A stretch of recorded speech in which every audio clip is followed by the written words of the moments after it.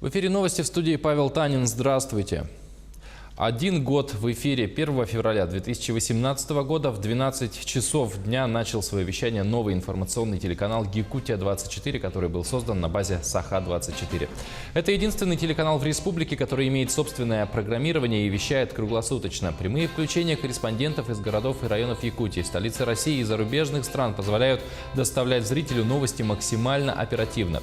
Мы первыми оказываемся на месте событий, сообщая о происходящем. Трансляции и видеозаписи нашего канала расходятся по всему свету. Мы сотрудничаем с разными телеканалами не только страны, но и мира. «Якутия-24» – единственный региональный телеканал, который ведет прямые трансляции важнейших республиканских, общероссийских и мировых событий. 12 новостных выпусков каждый будний день. Помимо этого, каждое утро вы встречаетесь с часовым эфиром «Утро событий», а итоги недели мы подводим по субботам в программе «День за днем». Новости спорта, экономики и криминальные известия в спецрубриках каждый день. Также на «Якутия-24» самое интересное со всего мира – выпуски других новостей. Лучшие документальные фильмы, актуальные интервью на самые злободневные темы и только с самыми компетентными персонами.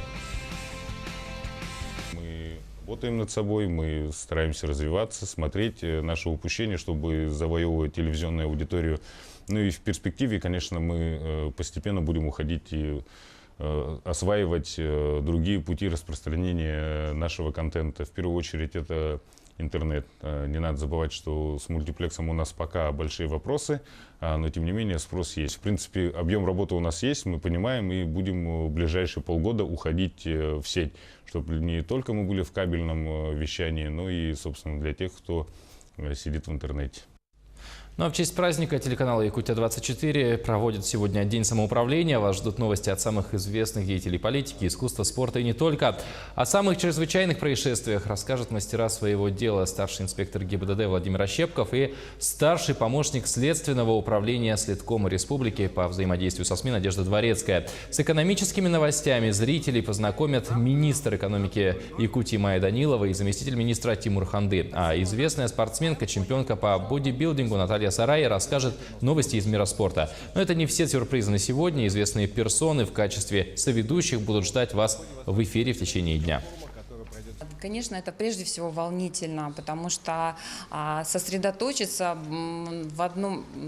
буквально 5 минут, выдать полностью грамотно информацию, понять сами новости, да, о чем ты говоришь, там, да, это, конечно, требует определенной подготовки. И я думаю, что такая работа возможна только когда работает каждый друг за друга и в одной сплоченной, так сказать, команде. Ну, как в спорте, да.